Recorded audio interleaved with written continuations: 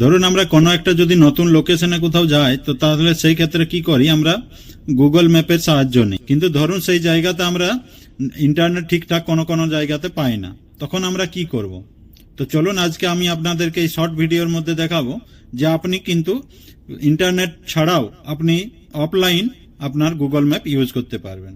আমি আমার এই যে প্রোফাইলটা আছে এটাতে ক্লিক করব, করে এখানে দেখুন আমি এই অফলাইন ম্যাপ এটাতে ক্লিক করব। ফিরে select your own on map, এখানে ক্লিক করব।